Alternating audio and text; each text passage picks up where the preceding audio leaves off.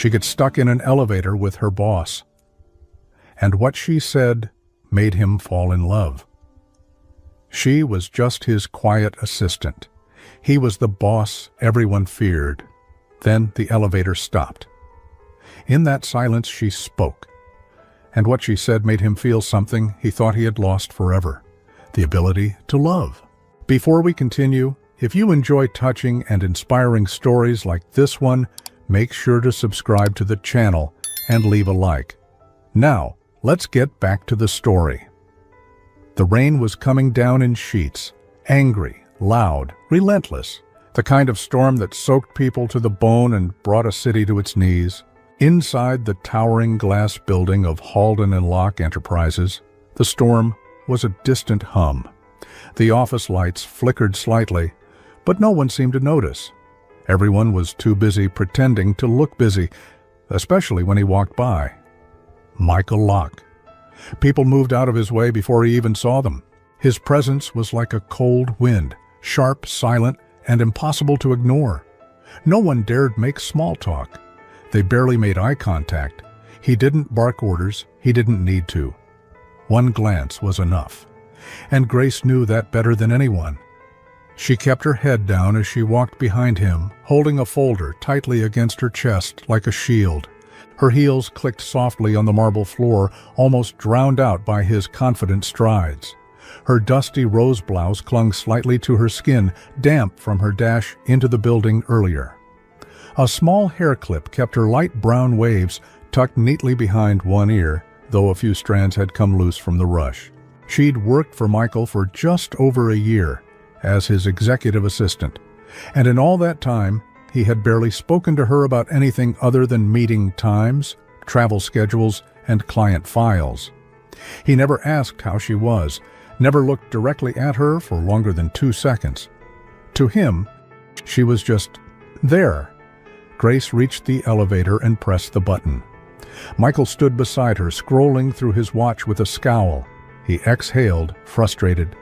"The traffic's going to be a nightmare," he muttered, more to himself than to her. Grace blinked. Did he just speak without an instruction? The elevator dinged. They stepped in together. The doors closed, and 5 seconds later, the lights flickered. Then everything stopped. The elevator groaned to a halt. Michael looked up. "What the?" Grace's heart skipped. She tapped the button. Then again. Nothing. He pressed the emergency button.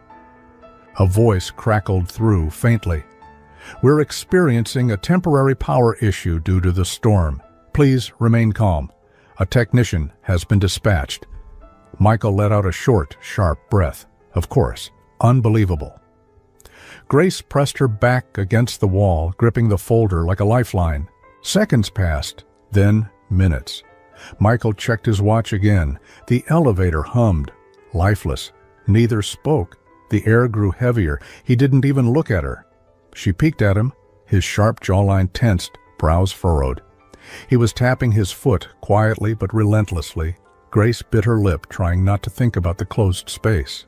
The silence was louder than the storm outside, and then, maybe out of nerves or maybe because she couldn't stand the quiet anymore, she said it, softly, almost like a whisper. "Do you ever wonder what people would say at your funeral?"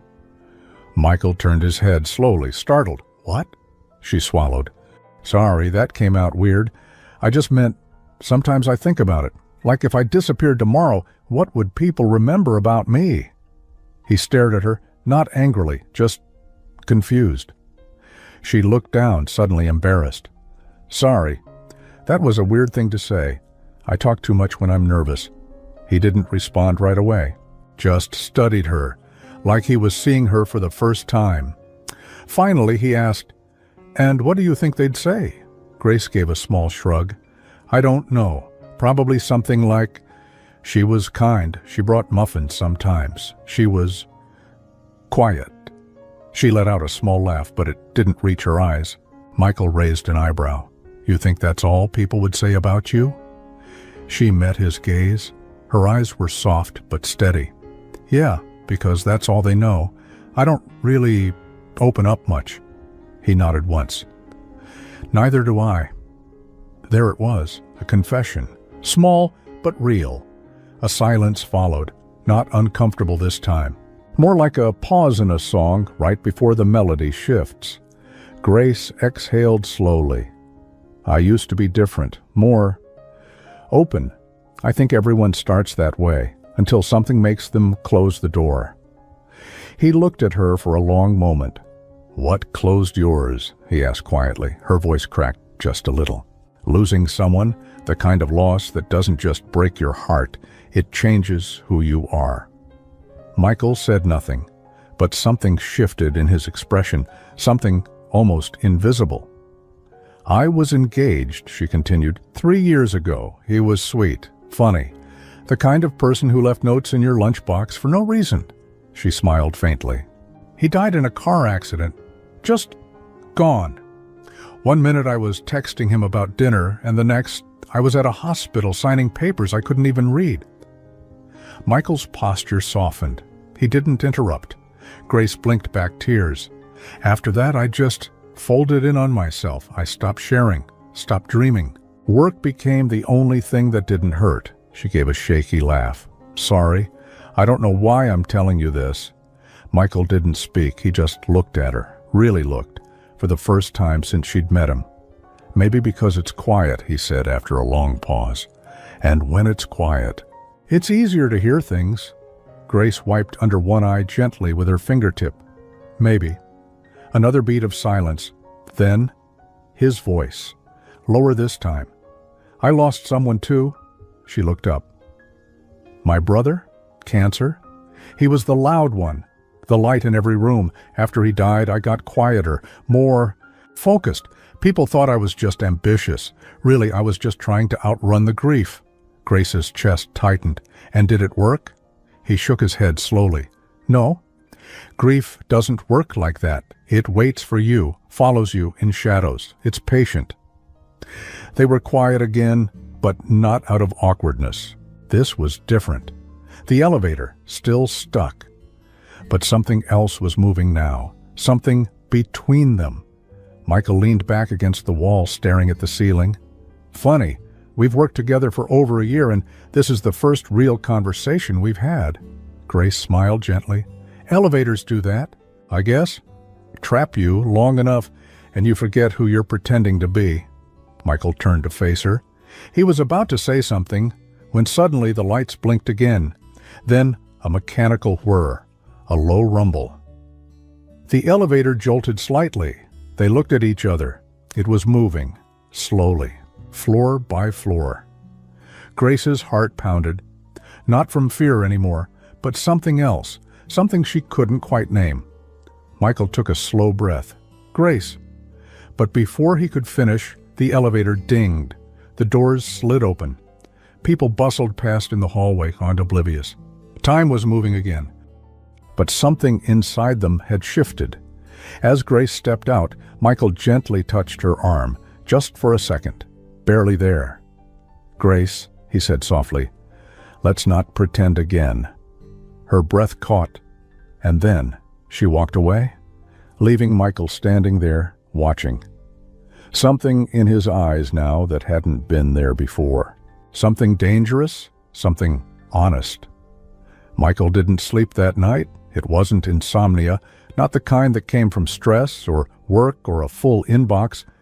It was her voice, the way she had spoken so honestly, like it wasn't even hard for her to admit her pain, the way she hadn't looked for pity, the way her eyes had shimmered but never begged.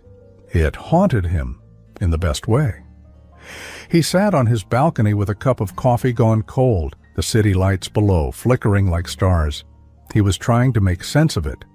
Grace, the woman he had seen every single day, yet somehow never really seen. Why hadn't he noticed before? Maybe because he'd spent so long building walls, he forgot other people had their own ruins behind theirs. By the time morning came, something inside him had shifted. He was still Michael Locke, the man in the suit, the man who didn't smile at water coolers or share small talk near the elevators. But today, his world felt different, less sharp, less alone. And it all started in a broken elevator. At the office, Grace walked through the lobby trying to pretend like nothing had happened, but everything had.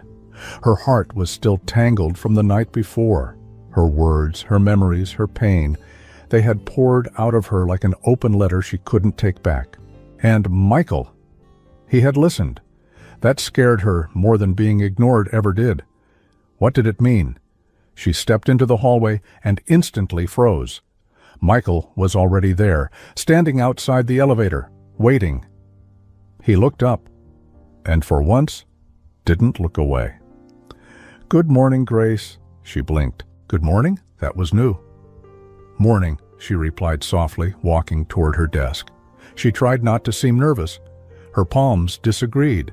Michael hesitated, then walked closer. "Could I talk to you for a second?" She looked up, eyes wide. "Of course." He motioned toward his office. She followed. Inside, the air was the same as always, cool, minimal, crisp. But the silence between them wasn't the same.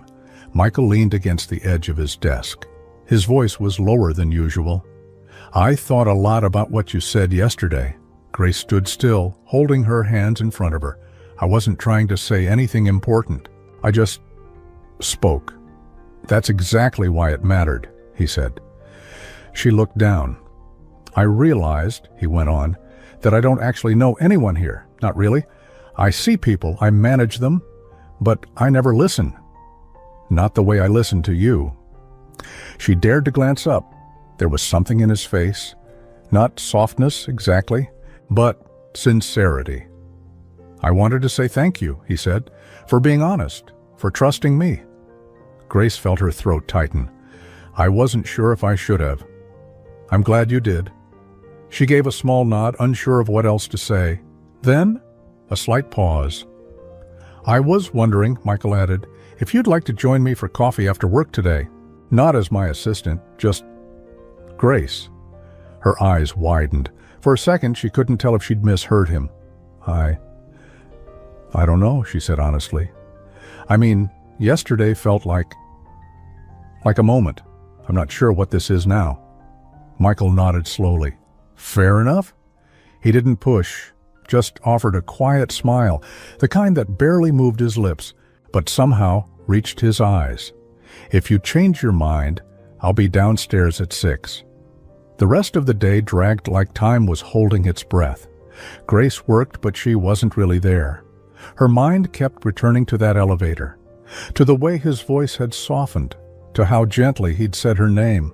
"Let's not pretend again."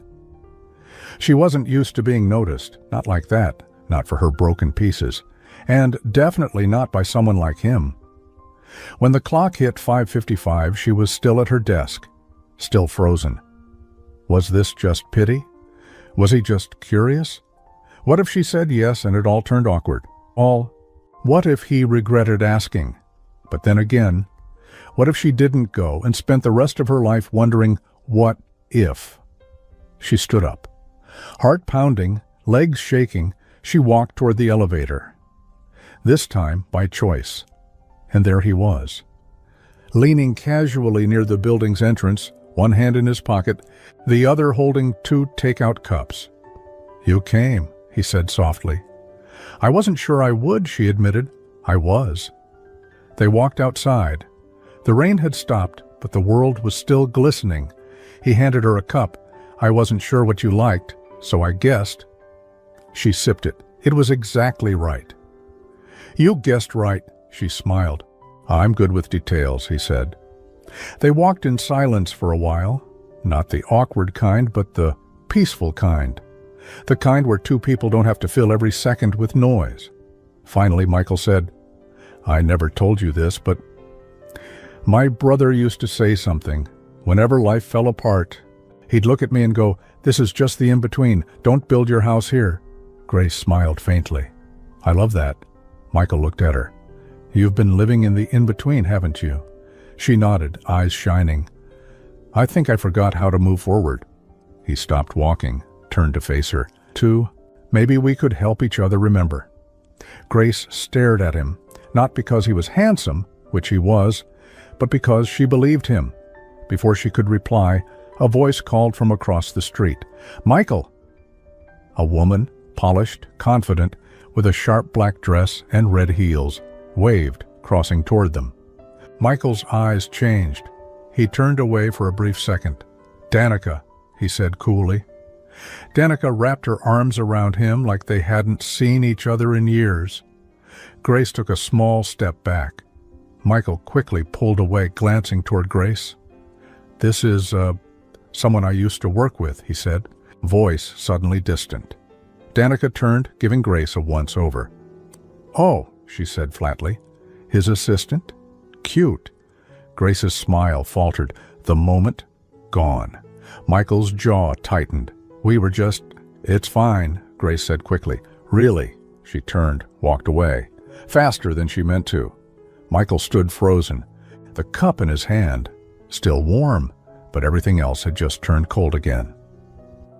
Grace didn't cry that night, not because it didn't hurt, but because she was too tired to feel it fully.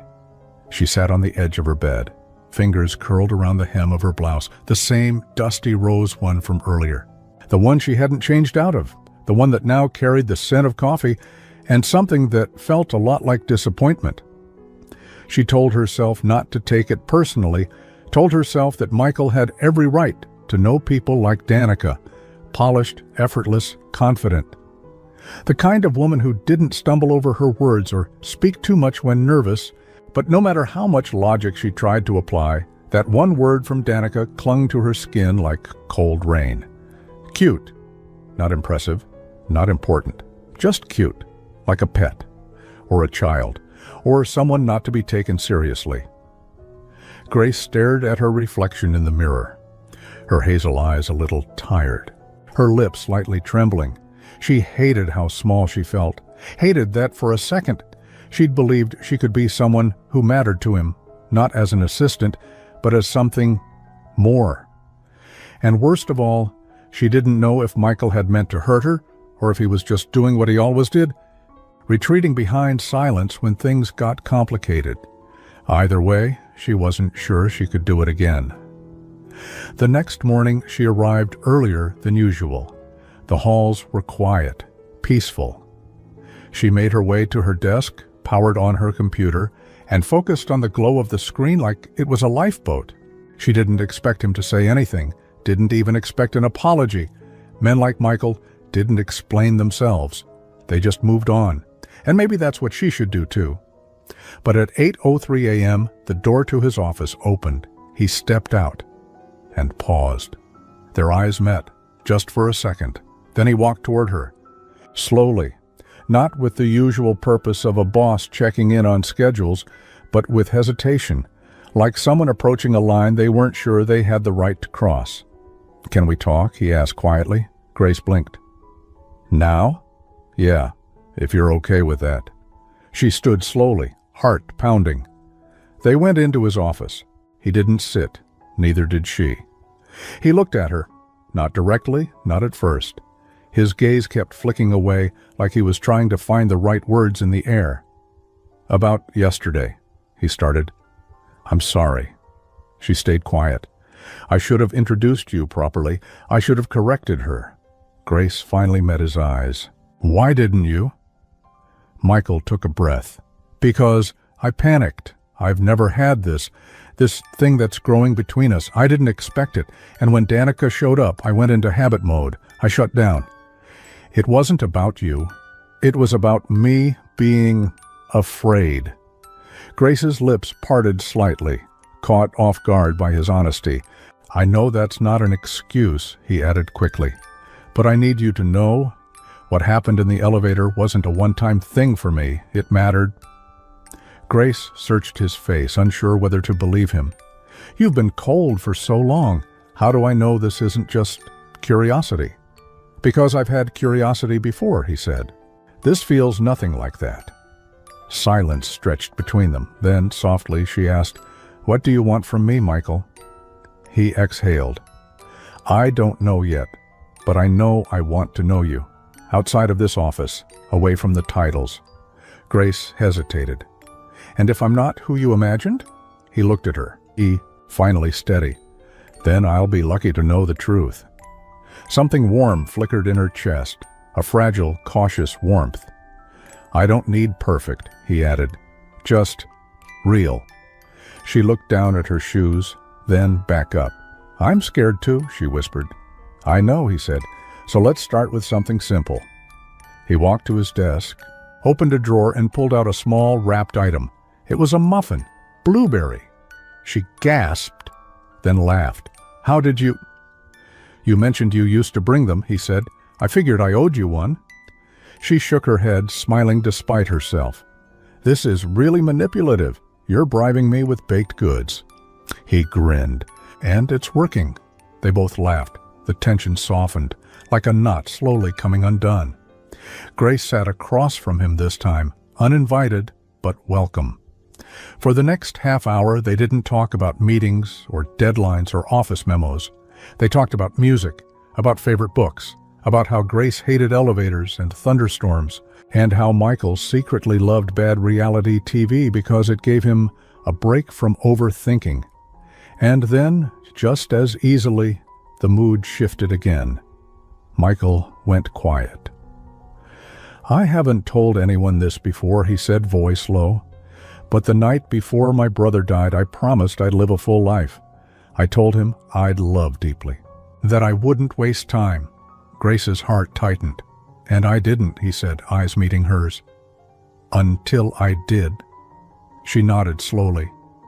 "Then maybe this is your reminder." He looked at her, almost like he wanted to reach across the table.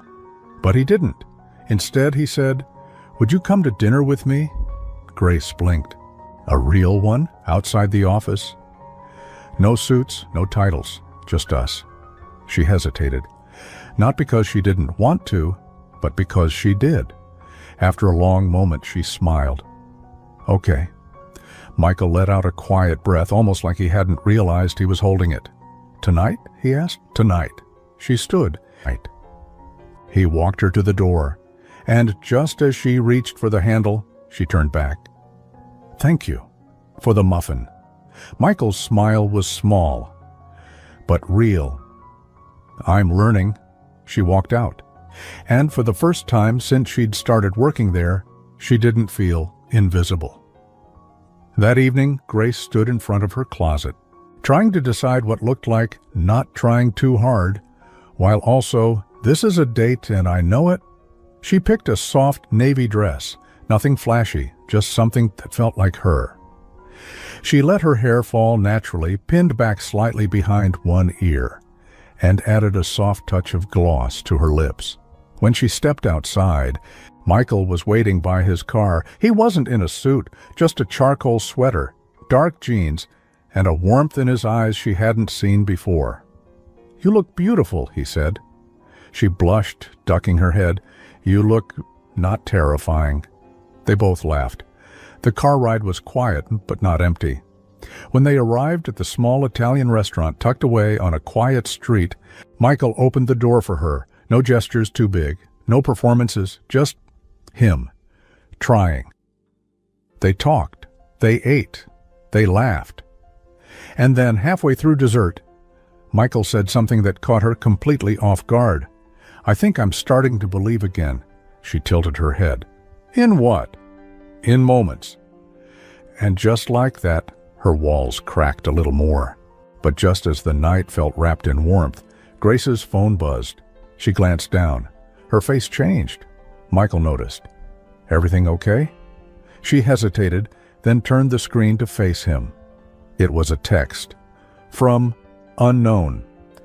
"You don't know who you're getting close to. Be careful. D." Michael stared at the screen. And then, at her. The past. It wasn't done with either of them yet. Grace stared at the glowing screen. Her fingers trembled slightly as she held her phone, the message still burning in her mind. "You don't know who you're getting close to. Be careful. D." Her heart thudded a little harder now. Michael leaned closer, his expression shifting from confusion to concern. "Who is that?" he asked. Grace looked up. "You tell me." Michael frowned. "The only D I know is Danica, but she wouldn't—" He stopped himself. The silence between them sharpened. It wasn't angry, not yet, but it wasn't soft anymore, either. Grace's voice was barely above a whisper. She knew your name. She saw us together. She called me your assistant like I was just some office girl trying to get noticed. She was always good at being cruel in a friendly tone, Michael muttered. Grace studied him. Was she someone important to you? He looked away. We dated, briefly, years ago. She was a colleague, smart, ambitious, but everything with her felt like a power game. The moment I stopped playing, she walked.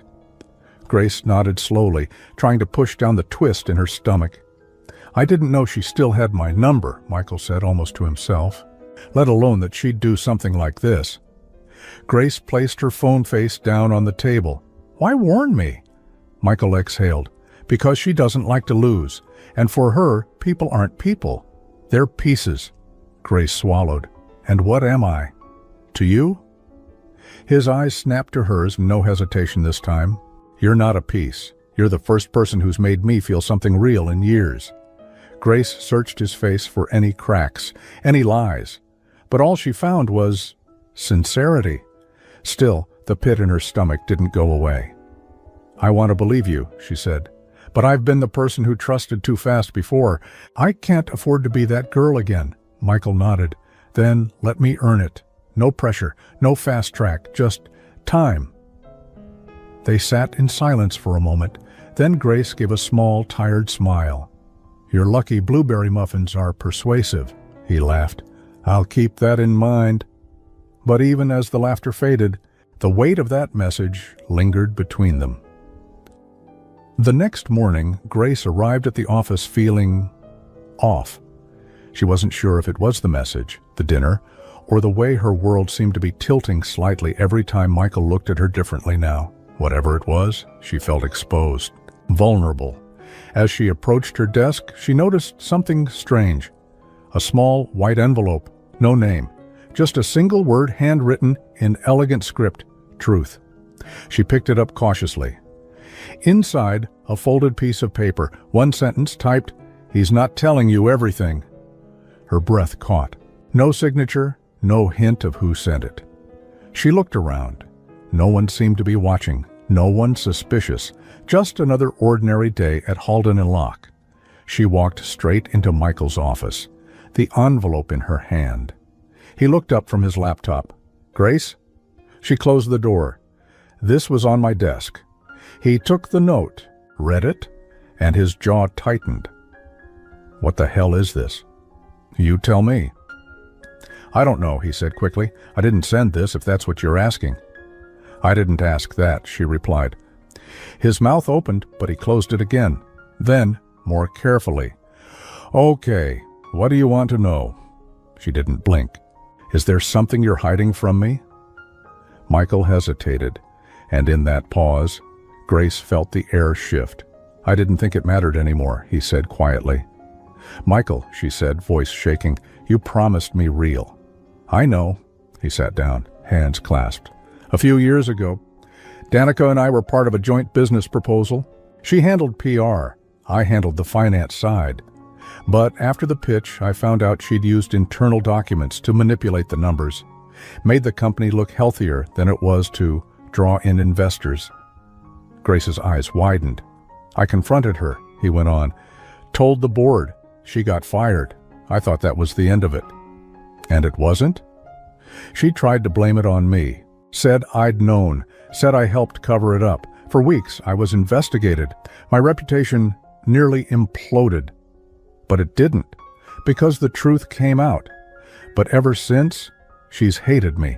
She's never forgiven me for choosing the truth over her. Grace sat down slowly across from him, the envelope still in her hands. So this is revenge? I don't know, Michael admitted. Maybe, or maybe it's just bitterness. Grace shook her head. Or maybe it's a warning I should listen to. Michael leaned forward. Do you believe me? She looked down at her hands, the words slow and uncertain. I want to. He was quiet, letting her sit in her silence, not pushing her, just watching her fall apart quietly, the way strong people do when the world's noise gets too loud inside them. "I'll never lie to you," he said. "But you didn't tell me either," she whispered. He nodded once. "You're right." And just like that, the line between them, the invisible thread that had pulled so tight the night before, began to loosen, not break, but bend. That night, Grace sat on her apartment couch, the envelope beside her, and a hot mug of tea untouched in her hands. She stared out the window at the glowing skyline. For a moment she considered blocking his number, deleting every trace of the last few days. It would be easier, safer. But then she thought about his eyes when he'd spoken, the way he listened in that elevator, the pain he'd shared without ever asking for sympathy. And she thought about her own past, the promises she made to herself to never stop feeling, even when it hurt. She couldn't walk away yet, not without knowing for sure. Her phone buzzed. "Michael, I understand if you need space, but just know, I'm not the man they say I am. I never was. And with you, I don't want to be anyone else." Her chest tightened. Before she could respond, another message arrived. Not from him. "Unknown number. He's using you, just like he used her. Don't be next." And this time, there was a photo. A picture of Michael and Danica, standing close in a hallway, his hand on her back. The angle blurry, but the message was clear. Something had happened. Something Grace wasn't being told. Grace stared at the photo on her screen. It was dark, grainy, likely taken through a window or from around a corner. Michael's hand rested gently on Danica's lower back, and she was leaning in, speaking into his ear. Too close, too familiar. And yet, Grace couldn't look away. She knew photos could lie.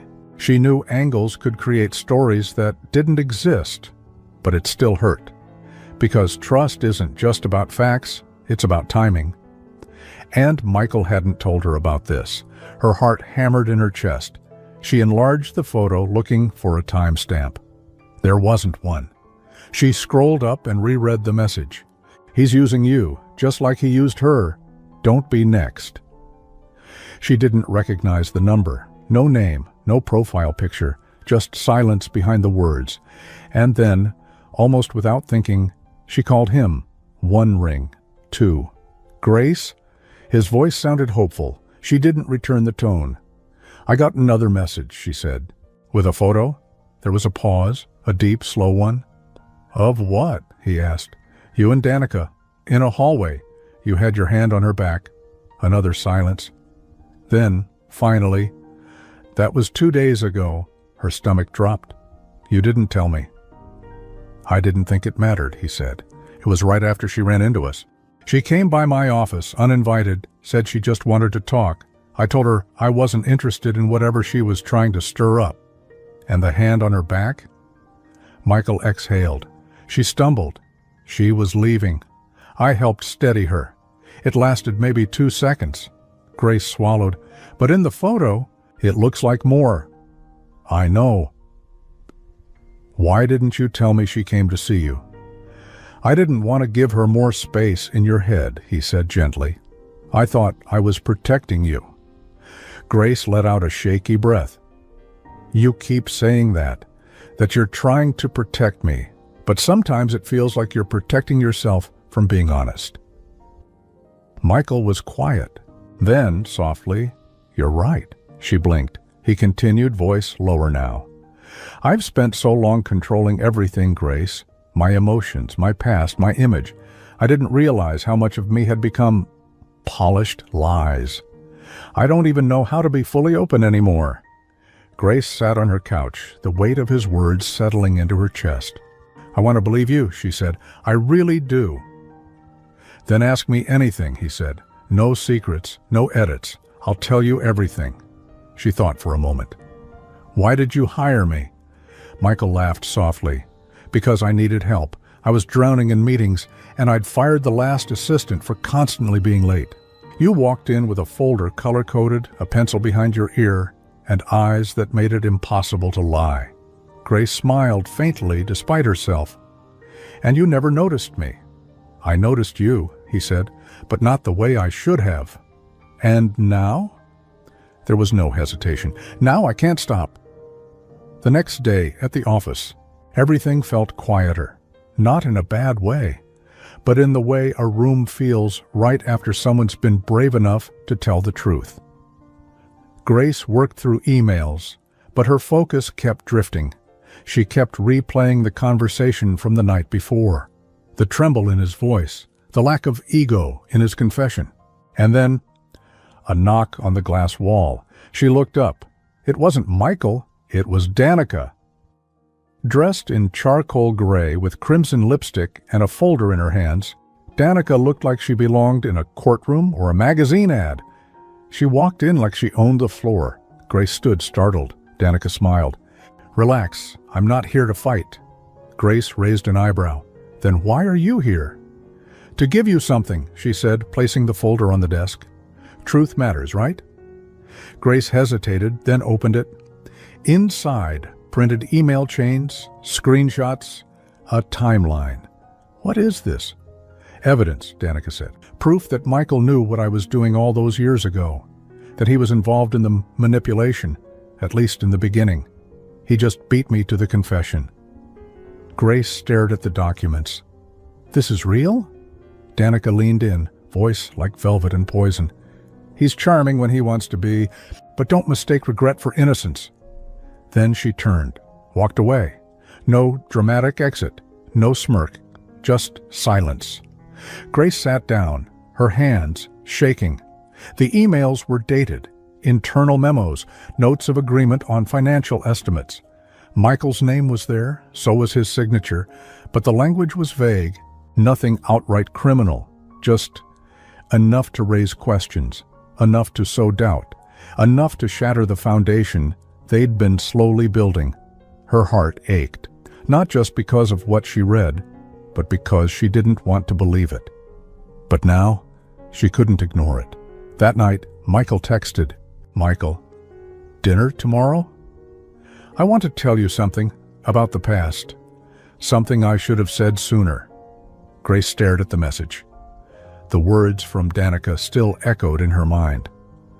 "Don't mistake regret for innocence." She didn't reply. The next morning, she didn't go to work. She stayed home, sat with the folder in her lap, and cried because she'd just started to believe in people again, because she'd let herself hope. And now, that hope felt like a trap. At noon, a knock came at the door. She opened it slowly. Michael, his eyes tired, unshaven, dressed down, holding nothing but a quiet, almost broken look on his face. "I was hoping you'd be home," he said. She didn't speak, just stepped aside. He walked in, saw the folder on her table. His face fell. "So you know," he said softly. Grace crossed her arms. "Did you lie to me?" Michael shook his head. "Not exactly, but I didn't tell the whole truth." "Tell me now." He sat down, rubbing his temples. When the numbers started looking bad, Danica suggested massaging them. I didn't say yes, but I didn't say no either. I was scared. I'd just gotten promoted. I thought maybe we could fix things later. Grace stayed quiet, he went on. I didn't sign off on the fake documents, but I didn't stop her either, not until it was too late. When I finally spoke up, she turned on me, said I was in on it, tried to take me down with her. I nearly lost everything. Grace's voice was barely audible. "And you've been living with that guilt ever since." "Yes," he whispered, "and I deserve it." She looked at him for a long time.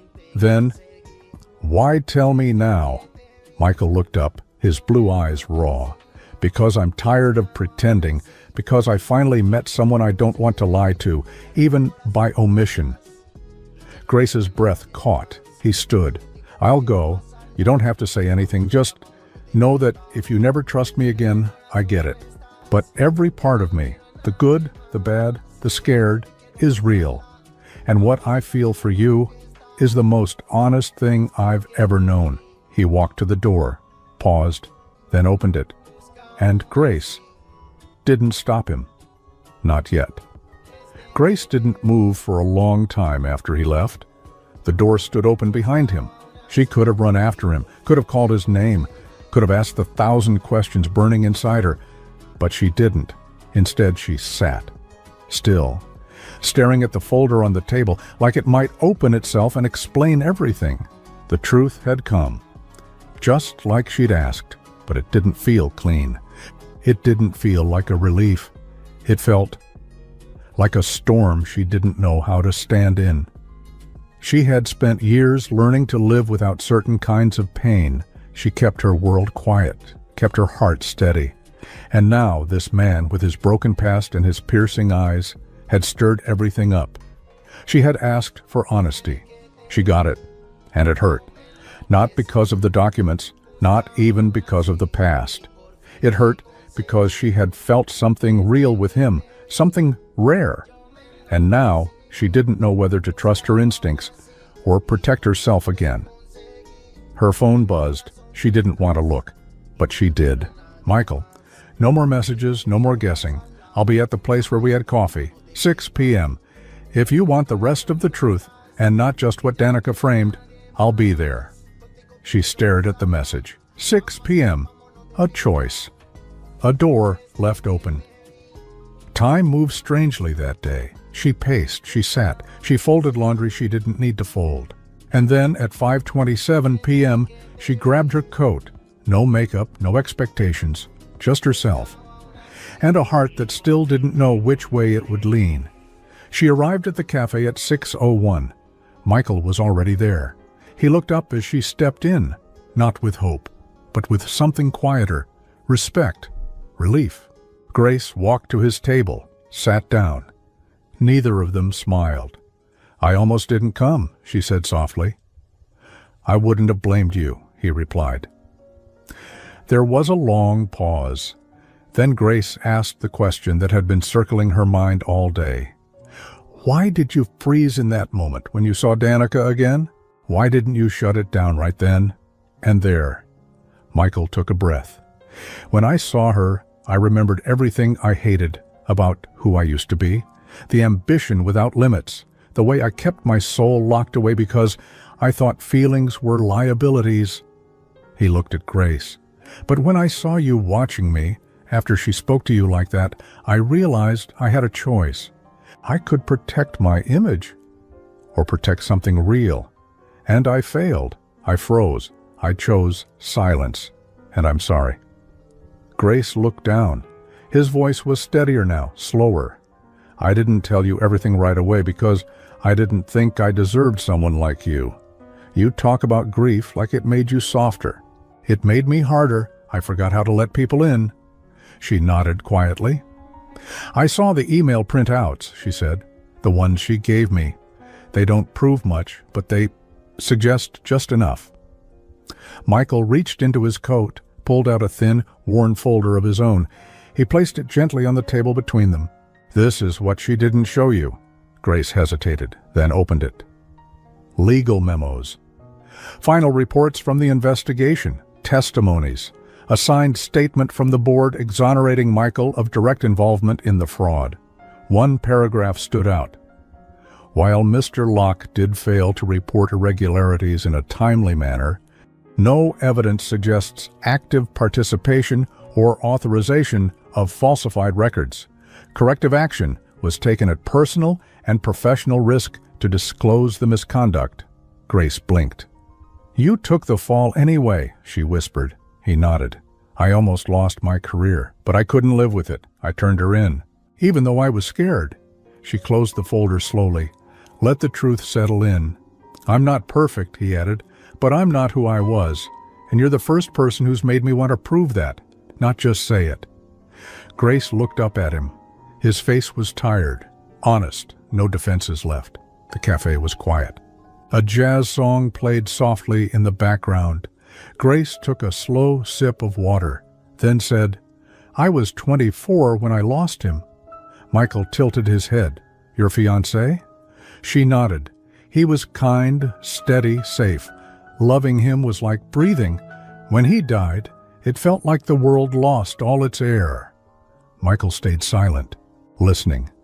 "I promised myself I'd never give that much of myself again. that I'd keep my heart guarded, only open the door halfway. Her voice cracked, and then you walked in. Cold, unreadable, impossible to get close to, and I told myself there was no danger in you, because someone like you would never look at someone like me. His eyes softened. Grace? But then you did look, and suddenly I was terrified again. She placed her hand on the table, not reaching for him, just placing it there, between them. I don't want to fall in love with someone who disappears behind guilt or secrets. I need real, even when it's ugly. Michael slowly placed his hand over hers, not gripping, not pulling, just being there. I want to be real with you, he said, even if I mess it up sometimes. They sat like that, two hands resting, two hearts wounded, but open. Then Grace said something neither of them expected. Let's take it slow.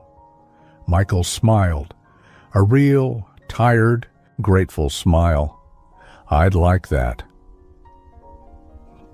Over the next week, something new began. It wasn't flowers and grand gestures. It was coffee breaks without silence. It was shared glances in the hallway that meant something. It was Michael walking her to her car after work and asking about her day. Really asking. It was effort. One night, Grace invited him to her apartment for dinner. She cooked. He cleaned. They didn't talk about work. They just existed. Soft, human, and maybe a little scared still, but together. Near the end of the night, he stood by her window, looking out at the lights. I never thought I'd want this again, he said. She walked to his side. Me neither. He turned to her. You've changed me, Grace. She shook her head. No, I think you were already changing. I just saw it. He leaned in. Their lips touched, not rushed, not hungry, but slow. Like two people who knew what it meant to lose everything, and what it cost to try again. The next morning, another envelope appeared on Grace's desk. No handwriting this time, just a single printed note. He's not the only one with secrets. And this time, it was signed. Danica. Grace stared at the note in her hands. He's not the only one with secrets, Danica. The words were simple. The words, but they pierced. Because for the first time, Grace realized this story wasn't just about Michael's past. She had one too, one she had buried so deeply she almost convinced herself it didn't matter anymore. But maybe it did, because if they were going to build something real, she couldn't hold back either. Not the worst parts, not the shame she never voiced, not the fear she never named. She folded the note carefully, slipped it into her bag, and walked to Michael's office. The door was open. He looked up as she stepped in, smiling, relaxed. But that changed when he saw her face. What is it? He asked. Grace shut the door behind her. There's something I haven't told you, she said quietly, about before I came to work here, about why I had to start over. Michael stood up slowly. Grace, you don't have to. I do. He nodded gently. She took a breath. My fiancé didn't just die in a car accident, she began, voice barely above a whisper. He was driving because of me. Michael's face tightened. I'd forgotten his birthday. I was distracted with work. He was upset. I begged him to come home so we could fix it, talk. He got in the car, and that was it. Her hand shook, but she didn't look away. I spent months blaming myself. Years, really, I still do, some days. His family never said it, but I could feel it in their eyes, like I had pulled the string that unraveled everything. Michael walked around the desk, stood quietly beside her. I moved here to escape the silence, the stares, the memories. That's why I kept my head down. That's why I hid in work, and why I never thought I'd feel again. She paused, then reached into her bag and placed Danica's note on the desk. She's trying to scare me, but she doesn't realize I already lived my worst day. I'm not afraid of her. Michael looked at her, eyes filled with something deeper than admiration. It was respect. You never had to tell me that, he said. I know, she replied. But if we're doing this, I want it to be real. All of it. He stepped closer, took her hand. I'm proud of you." She smiled through the tears. "Then we're even, because I'm proud of you too." They stood in silence for a moment. Not because there was nothing to say, but because nothing else needed to be said. In the weeks that followed, Danica disappeared as quickly as she'd arrived. No more notes, no more threats. Whatever war she was fighting, she'd lost interest once she realized Grace wasn't going to run. Because Grace wasn't the same girl she used to be. Not anymore. She had learned to stop apologizing for her grief.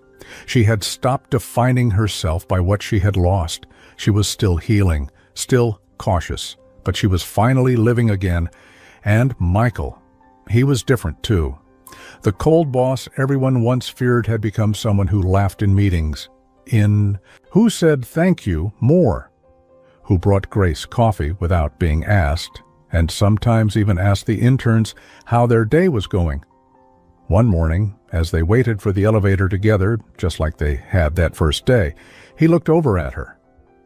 "Do you ever think about that afternoon?" he asked. "The elevator?" she said. He nodded. "All the time," she admitted. "Feels like everything changed in that one pause between floors." Michael looked at her, eyes soft. "You changed everything," Grace smiled. "We both did." The doors opened, they stepped inside. But this time, there was no silence. He reached for her hand. She didn't pull away. They stood there, not trapped, but free, together. As the elevator doors slid shut, their reflection showed two people not lost in the past, but walking forward into something uncertain and finally, beautifully, real. 6 months later, it was a quiet Sunday morning, a park, a bench, 2 cups of coffee. Autumn leaves falling around them like confetti from the sky. Michael turned to her, nervous, a little shy. "I've been thinking about something." Grace raised an eyebrow. "Dangerous." He laughed. "I know we said slow and we meant it, but I also know what I want now. And it's not fast. It's just, sure." He reached into his coat, pulled out a small box. Grace's heart jumped, but when she opened it, there was no ring, just a tiny silver key. She looked up. "To my place," he said. "Not asking you to move in. Not yet, just a key. For whenever you're ready." She smiled, tears slipping down her cheeks. Not from pain, not from fear, but because she finally knew how it felt to love someone who knew all of her. And stayed anyway. She closed the box slowly, held it in her lap, then leaned into his shoulder. "I think," she said softly, "I'm ready." Michael kissed the top of her head, and for once the silence between them was perfect. Buoyant. The end. Sometimes the most honest conversations happen in the most unexpected places. If you were stuck in an elevator with someone from your past, what truth would you finally say out loud? Share your story in the comments. You never know who it might help.